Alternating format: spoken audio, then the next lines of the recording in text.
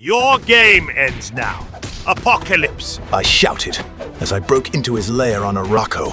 What you do here is up to Arakko, but I won't allow you to manipulate anyone else I care about down on Earth. I scowled. Ensaba Nur tells me that he has some respect for my passion. But no one allows Apocalypse to do anything. The ancient mutant booms as he increases his mass several times and knocks me back with a powerful punch. As I brushed some rubble off, I tell Apocalypse that I am no longer afraid of him. I survived your twins. Survived the Death Seed.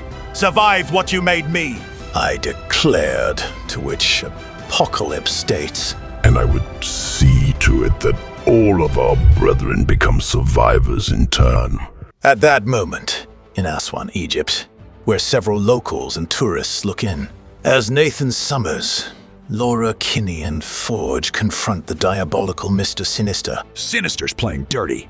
That ends now. Cable declares as he raises a large weapon. Why, I would never. Sinister smirks, while Wolverine points her claws towards Sinister. Forge also aims a gun at Sinister's head and tells the others that he has no hang-ups about atomizing Sinister once and for all. But not here. These people have been through enough. Forge points out as the civilians stand among rubble and flame of the battle that has just played out. Wolverine looks over at the dazed civilians and retracts her claws, while Cable stands over Sinister and warns him that he is not taking his eyes off him. I think you mean I? Singular. Sinister jokes. Donnie Moonstar walks over to where Emma Frost is crouched nearby, clutching her head while in her diamond form, and asks her if she thinks she could help calm the crowd. I'm not sure my projections will lower the tension, Donnie explains. Emma ignores the younger mutant and tells her that Sinister is only here to betray them, and that she wishes they all had diamond skin, wishes they were all beyond harm. Well, that's terribly rude. Sinister wails. Betrayal may be a favored pastime of mine, but I have perfectly valid reasons to enroll in Apocalypse's little round robin, he claims. Earlier, Sinister steps confidently through a portal and announces, A little birdie, by which I mean genius recording nanotechnology I've planted near some key mutant figures, told me you were seeking an heir.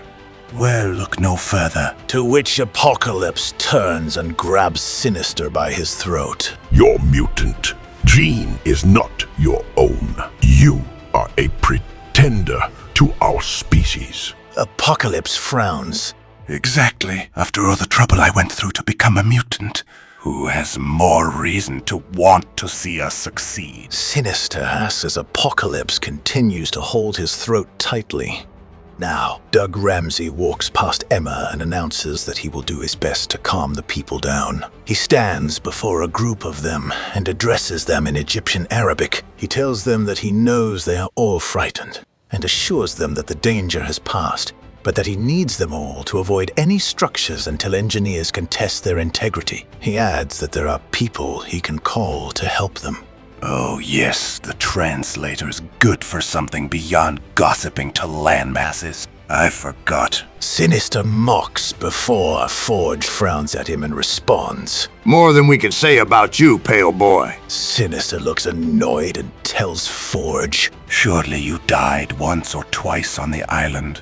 I wager you appreciated my comprehensive genetics work when it came time to fertilize those golden eggs you lot abused so readily. Shut up, Sinister. Cable declares as he pushes past the manipulative villain and approaches Emma and Danny, asking them what is next.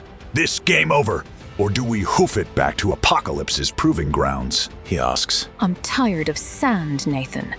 Tired of all of this. Emma responds when suddenly, all 7 mutants turn as a voice calls out. No need to trudge through the desert. Genocide's rampage was more targeted than it seemed.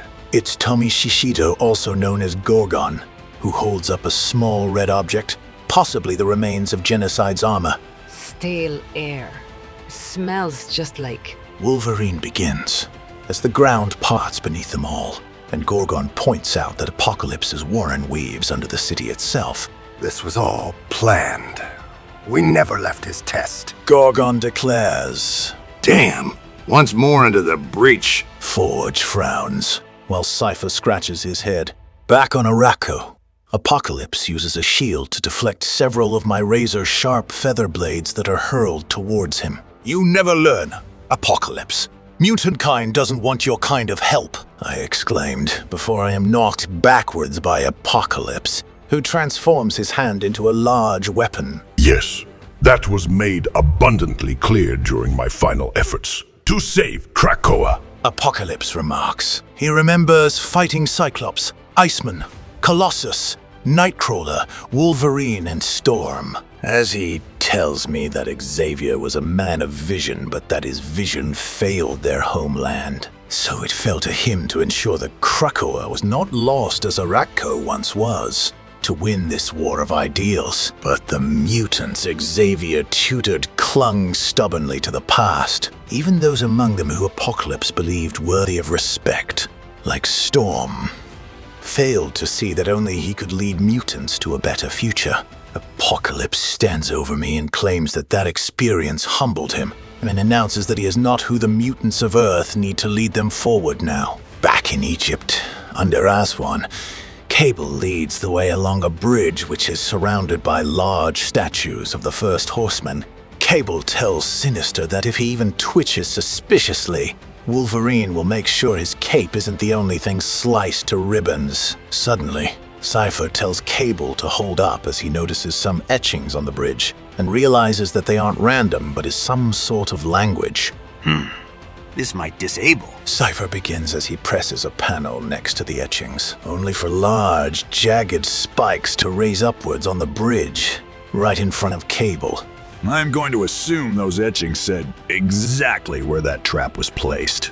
Down to the centimeter. Cable scowls at Cypher, who smiles sheepishly and gulps. Gorgon steps forward and offers to clear the way, to which Sinister decides that this seems like as good a time as any for a dramatic betrayal, and flicks a small object towards Gorgon.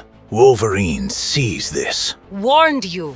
She snaps as she shoves her claws through Sinister's side, causing the villain to cry out in agony and kneel over, just as the object he threw at Gorgon strikes Gorgon in the head. Gorgon swirls around and leaps towards Cypher with his blade raised overhead. Gorgon growls, while Cable warns everyone to back up.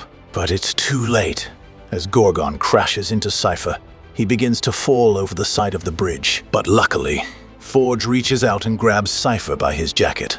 Wolverine rushes towards Gorgon while informing everyone else that it is a control disc, and Sinister has sent Gorgon into a berserker rage. He's beyond reason, unless we can disable it. We have to put him down. Wolverine exclaims as her claws clang against Gorgon's blade, before Gorgon kicks her backwards. Wolverine falls to the bridge as Cable moves forward and calls out, "Fine by me," as he opens fire at Gorgon, sending Gorgon careening backwards. We've had enough death, Mirage announces as she raises a psi arrow. There has to be another way, she remarks as she fires her arrow, striking Gorgon's mind and causing him to collapse at Sinister's feet. Non-lethal psionic arrows.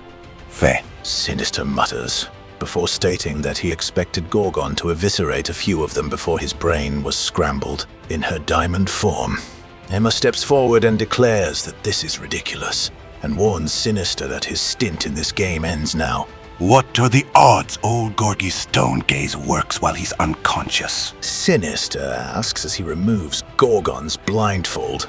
I'm sure Apocalypse will appreciate some new statuary in his endless underground maze. Sinister jokes before turning and running away down the bridge. No, you've weaponized your last mutant. Sinister! Emma declares as she places her diamond hard hand over Gorgon's eyes. Sinister looks over his shoulder. I'm sure we can discuss this like rationale. Oh, who am I kidding? Bombs away! He declares as he hurls a sphere towards the other mutants, which hits the bridge and causes it to explode, knocking Emma and Wolverine off the bridge along with Gorgon's unmoving body.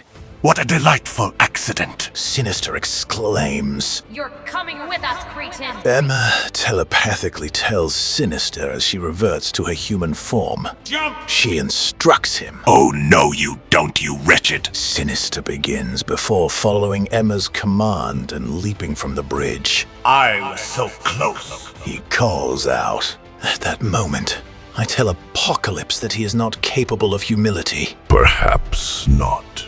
Apocalypse agrees before boasting that he is shrewd. And I will put the needs of my species above my own pride.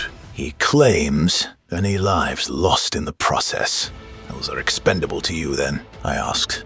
Apocalypse adjusts what looks like a holographic doorknob and claims that he will not lie to me. Human lives still matter very little to me. Beyond the repercussions mutants may face for taking them.